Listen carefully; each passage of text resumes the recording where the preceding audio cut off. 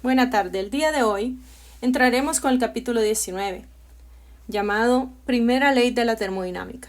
En él estudiaremos las primeras 3 secciones: sistemas termodinámicos, trabajo realizado al cambiar el volumen y trayectorias entre estados, que incluyen los objetivos de nuestra clase. Número 1. Definir sistema termodinámico y proceso termodinámico. Número 2. Comprender las convenciones de signos para calor y trabajo en un sistema termodinámico. Establecer la expresión matemática del trabajo realizado al cambiar el volumen. Y por último, identificar cómo cambia el trabajo y el calor en los estados intermedios. Es importante saber que la energía en forma de calor y trabajo obedece ciertas leyes fundamentales de la naturaleza, y la termodinámica es la parte de la física que se basa en tales leyes. Antes de iniciar el estudio de la termodinámica, se darán algunos conceptos necesarios. Uno de ellos es: ¿qué es un sistema? Un sistema es el conjunto de objetos en el que se centra la atención. Es por ello que aquí consideramos un sistema termodinámico. Y un sistema termodinámico es cualquier conjunto de objetos que conviene considerar uno como una unidad y que podría intercambiar energía con el entorno. ¿Por qué mencionamos que podría intercambiar energía? Tenemos la posibilidad de que un sistema puede ser tanto cerrado como abierto. Un sistema cerrado es aquel donde la masa es constante. Podríamos decir también que el sistema está aislado. Si y solo si, ninguna energía de cualquier clase pasa a través de sus fronteras. Mientras que un sistema que es abierto, la masa puede entrar o puede salir. Generalmente este tipo de sistemas se dan con interacciones entre organismos vivos como ser plantas, animales, porque de una u otra manera ellos están intercambiando materiales con sus alrededores. Ahora, en física, muchos sistemas son idealizados y generalmente se consideran como sistemas cerrados. Ahora bien, el estado de equilibrio de un sistema se puede llegar a definir por medio de variables tales como, para un gas, presión, de volumen, de temperatura y número de moles o cantidad de sustancia. El trabajo y el calor no se emplean para describir un estado. Un sistema, en un estado cualquiera, no tiene ninguna cantidad de calor o trabajo. En lugar de eso, cuando se realiza trabajo sobre el sistema, por ejemplo, yo tengo un sistema aquí que tiene sus variables termodinámicas iniciales. Ese sería mi estado 1. Pero a este yo le añado calor o le realizo trabajo, cualquiera de ellos. Lo que estoy haciendo es producir un cambio en el estado del sistema, lo que produce automáticamente que esas variables termodinámicas lleguen a su estado 2. Y a eso le conocemos nosotros como un proceso termodinámico. Entonces, ¿qué es un proceso termodinámico? Es aquel en el cual hay cambios en el estado de un sistema. Por ejemplo, imagínense una olla, dentro de ella tenemos palomitas de maíz. Esta olla se le añade calor. Al añadirle calor al sistema por medio de una fuente térmica, automáticamente vamos a producir un cambio de estado en esas variables termodinámicas. Por lo tanto, cuando nosotros observamos el estado final, vemos que hay una posibilidad de que se expanda lo suficiente para destapar la olla por ese trabajo realizado que hacen las palomitas sobre la tapa. Ahora bien, al describir las relaciones de energía de cualquier proceso termodinámico, en términos de cantidad de calor al sistema y el trabajo realizado por este, usamos convenciones de una manera consistente. En este caso, viendo la referencia de nuestro texto de Sears, nos explica que el calor puede ser positivo o negativo en estas circunstancias. Por ejemplo, un flujo de calor hacia el sistema lo que provoca es que el calor entra, y si el calor entra es positivo, y cuando el calor sale es negativo. En el caso opuesto del trabajo, Cuando el trabajo es efectuado por el sistema, es negativo. Y cuando cuando es efectuado por el sistema es positivo. Y cuando este sistema lo efectúa, es negativo.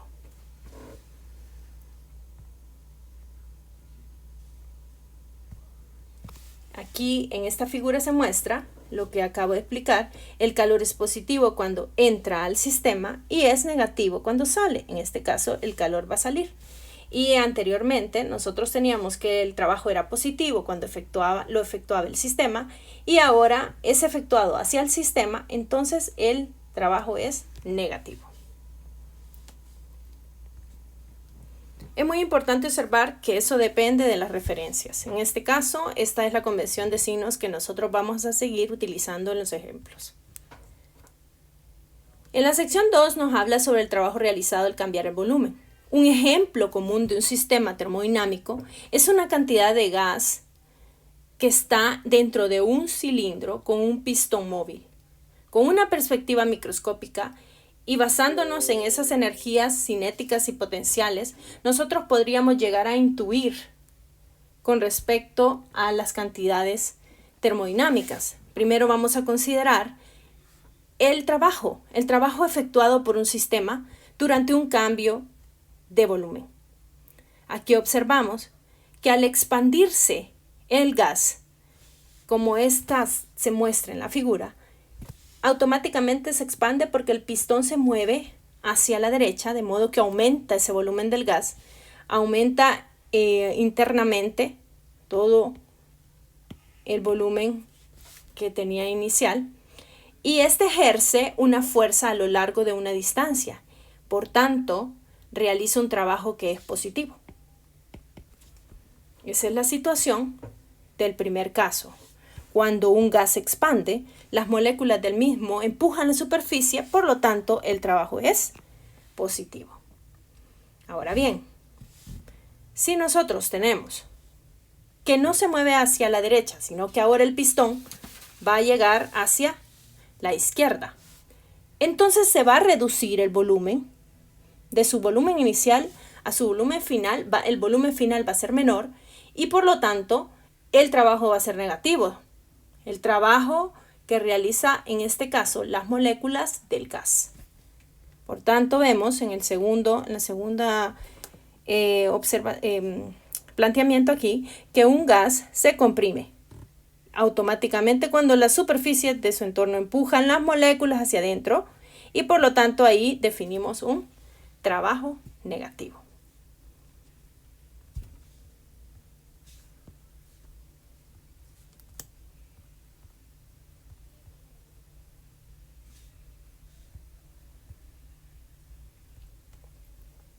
Ahora encontremos una expresión para el trabajo. El trabajo infinitesimal realizado por el sistema durante la pequeña expansión que tenemos acá, pueden observar que tenemos un diferencial de distancia, una distancia infinitesimal. Observamos aquí que existe una fuerza, que está definida como el producto entre la presión y el área, y estamos observando que tiene este pistón una área A. Por tanto, suponga que el área transversal va a estar expresada por esa A y que la presión ejercida por el sistema es una P. Al observar esos dos cambios, podemos ver que podemos expresar la fuerza total sobre el pistón como F igual a P por A. Si el pistón se mueve hacia afuera una distancia infinitesimal, como lo mencionamos, el trabajo realizado por la fuerza es como un diferencial de trabajo, estaría dado como la fuerza por un diferencial de X. Sustituyendo el valor de la fuerza tendríamos presión por área por un diferencial de X. Pero es muy importante recordar que el área multiplicada por un diferencial de distancia sería un diferencial de volumen, donde ese dB es el cambio infinitesimal en el volumen. Ahora bien,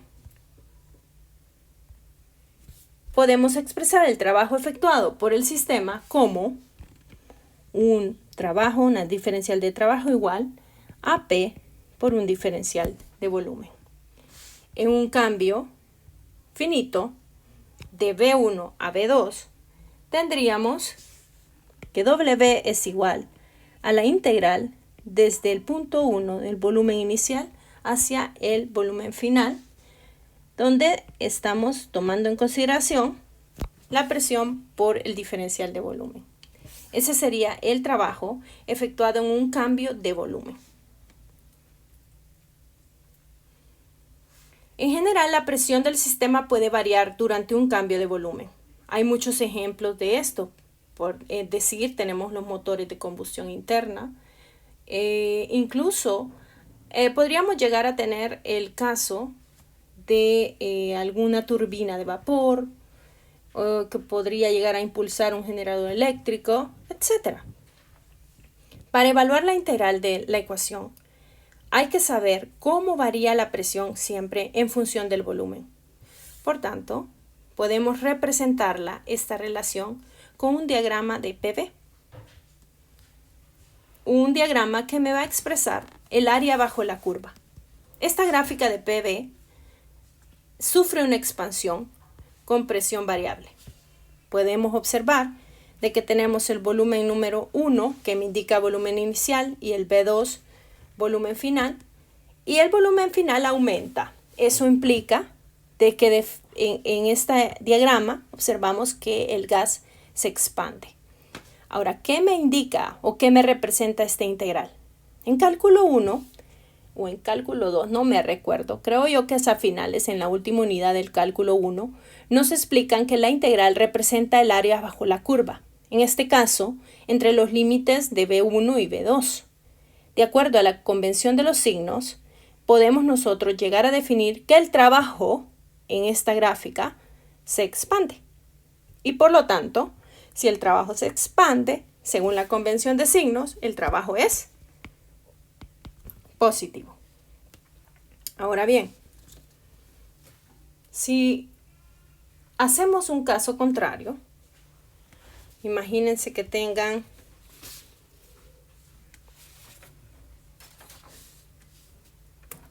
que la gráfica ahora sufre una compresión, y al sufrir una compresión, observamos que el volumen final, en vez de aumentar, está disminuyendo.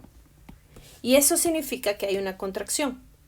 Al haber una contracción por el sentido, por la dirección que nos está indicando, este es el estado 1, este es el estado 2, pueden observar que el volumen va disminuyendo. Por lo tanto, en este caso tenemos un trabajo que se comprime o hay una contracción, y eso nos indica, según convención de signos, que el trabajo va a ser negativo. Para un proceso en el cual la presión permanece constante, la gráfica PV o el diagrama PV nos indica que como la presión es constante, observamos que no hay cambio tanto en el estado 1 como en el estado 2, pero sí podemos ver que los volúmenes cambian. En este sentido, cuando nosotros observamos cuál sería el valor que tendría el trabajo en este caso, vemos que el trabajo sería igual al área bajo la curva. Y el área bajo la curva, este es un rectángulo o cuadrado, como lo quieran ver. Acá tenemos la diferencia entre el valor de la presión y acá una diferencia de volumen.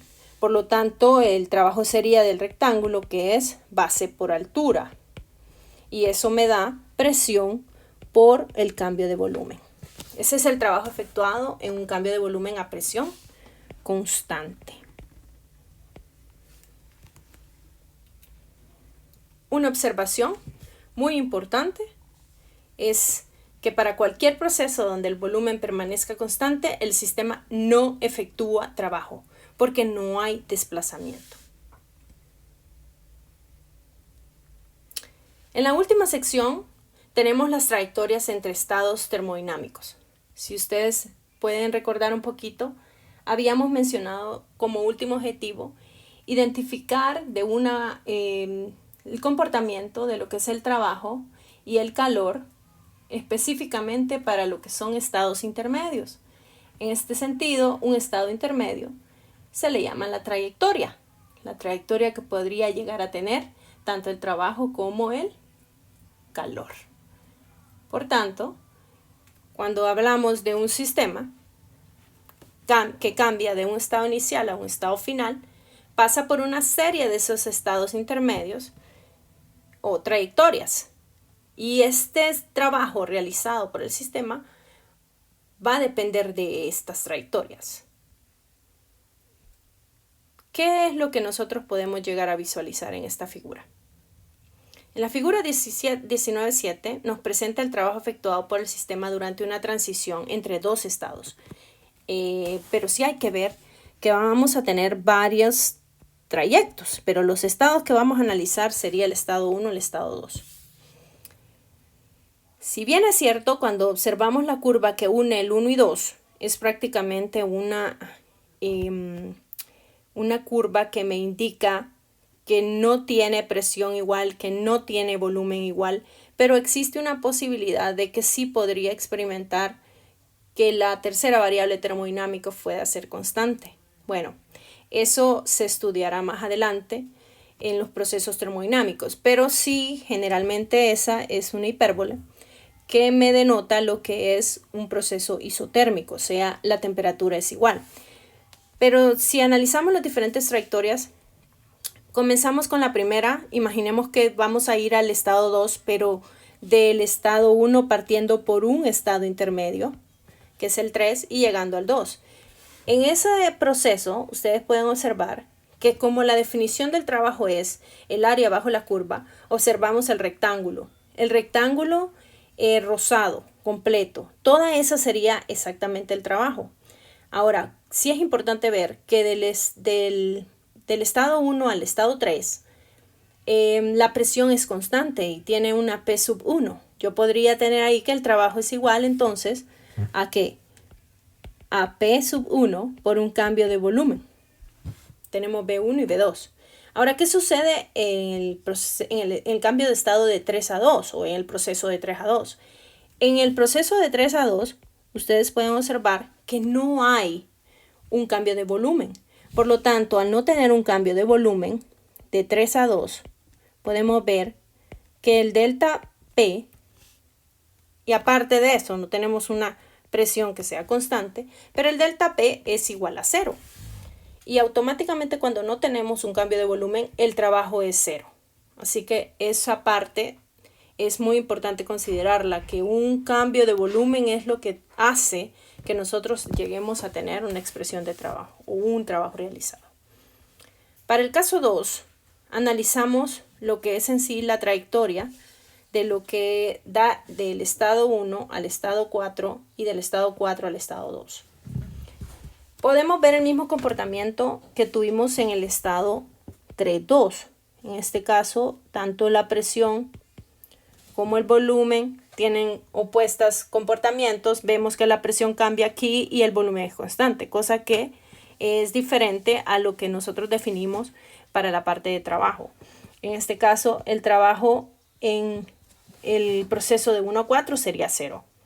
De la misma manera del proceso de 3 a 2. Ahora, de 4 a 2, podemos observar que es el mismo proceso que tenía de 1 a 2. Nada más que el rectángulo es más pequeño. Así que aquí tendríamos, además, en vez de presión 1 constante, tendríamos presión 2 y el cambio de volumen siempre, que sería lo que nosotros observamos ahí. Ese sería el área de bajo la curva en la situación número 2. Ahora bien, en el último tenemos la curva que les acabo de mencionar, donde es una hipérbole. En este caso, nosotros observamos que se incrementa el volumen y aparte de eso se reduce la presión. Es probable que la temperatura sea la misma, pero el área estaría expresada como la integral desde esos límites de volúmenes de entre B1 y B2 y el producto de la presión por un diferencial de volumen. Esa es la ecuación general que nosotros tenemos para lo que es trabajo. Ahora bien,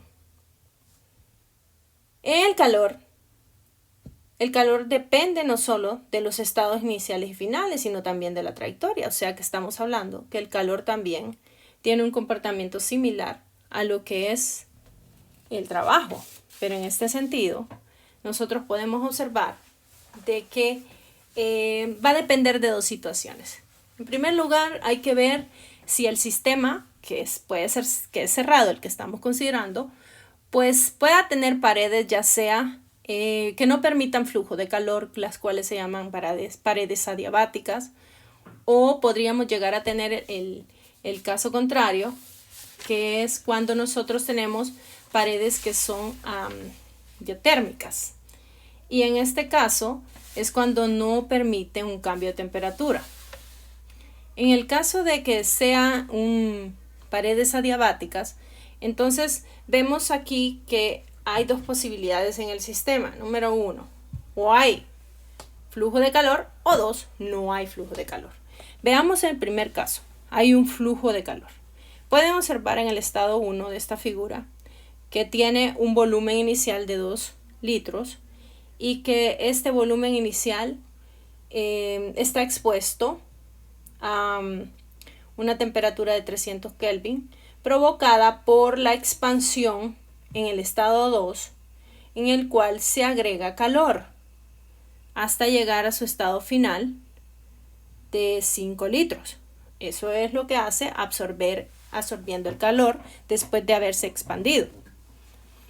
Ahora bien, en el caso de que tengamos un sistema donde no se efectúa trabajo, ni sale ni entra calor, este es debido a que son paredes adiabáticas y tenemos aquí una membrana rompible, vamos a tener el mismo volumen inicial en ambos casos, 2 litros. Incluso ustedes pueden ver que vamos a tener el mismo volumen final en los dos casos.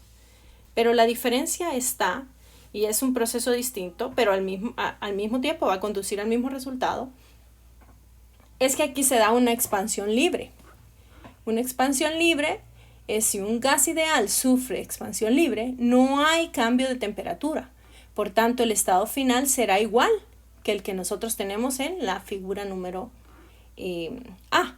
No hay ningún cambio, se rompe la película, sufre una expansión sin control, pero no pasa calor.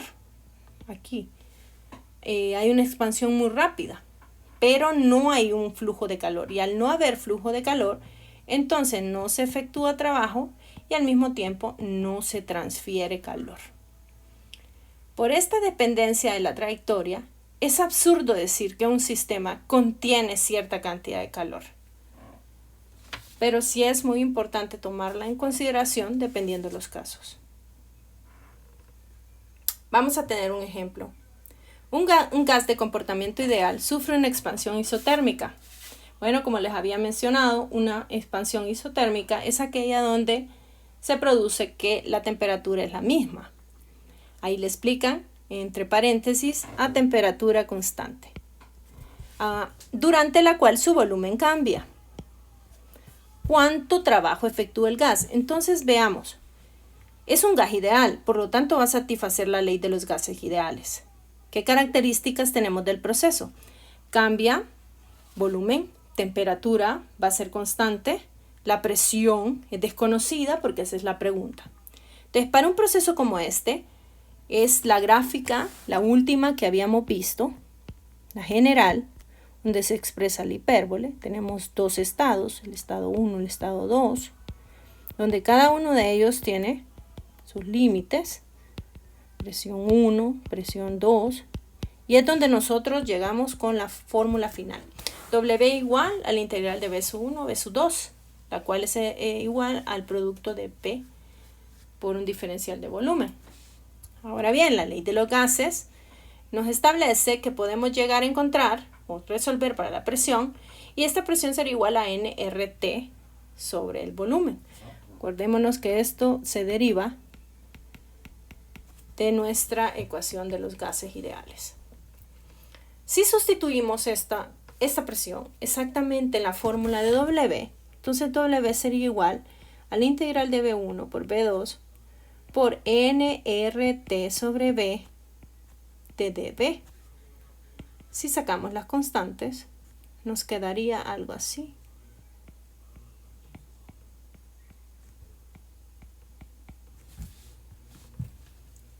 Sabemos que esa nRT es una constante y por tanto W me quedaría una integral exclusiva ya desarrollada, algo así.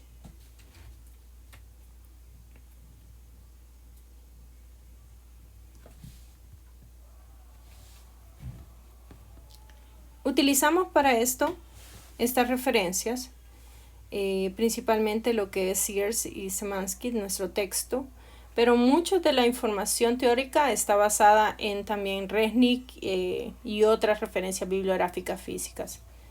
Espero de que haya sido de provecho y esperamos algunos comentarios de ello. Que pasen buen día.